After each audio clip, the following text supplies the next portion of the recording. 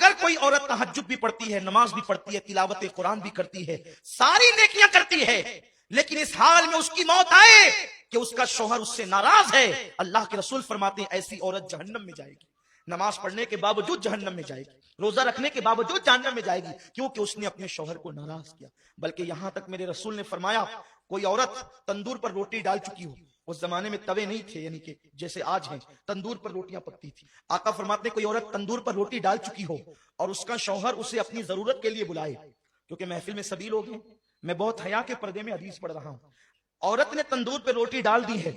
اور اس کا شوہر اپنی ضرورت کے لیے اس کو بلائے اور عورت نہ کہہ دے اور شوہر ناراض ہو جائے، تو جب تک وہ شوہر کو نہیں منائے گی اللہ اور اس کے فرشتے اس پر اسی طرح لعنت کرتے رہیں گے، اگر اسی حالت میں اس کو موت آ گئی تو وہ عورت جہنم میں جائے گی۔ آج کل کی عورتیں تو شوہر کو گالیاں دیتی ہیں، اگر شوہر غصے میں کہہ دے کہ تجھے طلاق دوں گا تو وہ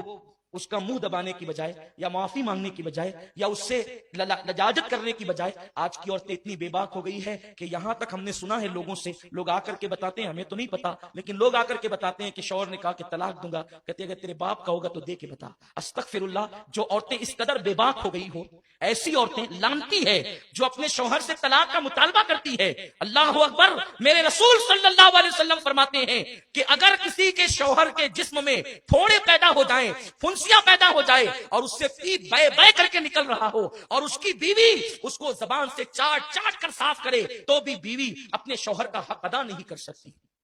شوہر کا حق یہ ہے بیوی پر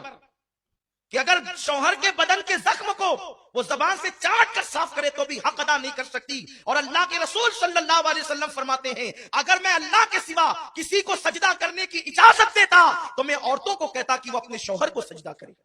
لیکن چونکہ غیر اللہ کو سجدہ جائز نہیں اس لیے عورتوں کو اجازت نہیں، لیکن عورت اپنی ہر خوشی کو اپنے شوہر کی خوشی پہ قربان کر دے۔ اللہ اکبر، اگر شوہر کہہ دے تم نے اسٹور نہیں جانا تو وہ دن بھر عورتوں کا موڈ آف ہو جاتا ہے، شوہر کہہ دے تم نے ماں کے یہاں نہیں جانا تو جھگڑا کرنے لگتی ہے عورتیں۔ پتہ نہیں یہ عورتیں اتنی بے باک کیسے ہو گئی، جن عورتوں کو شوہر کو ستاتے دیکھو سمجھ جاؤ ان کا ٹھکانہ جہنم ہے۔ اللہ کے حبیب صلی اللہ علیہ وسلم فرماتے ہیں کہ میں نے جہنم میں سب سے زیادہ عورتوں کو دیکھا، کیونکہ عورتیں اپنے شوہر کی ناشکری ہوتی ہیں،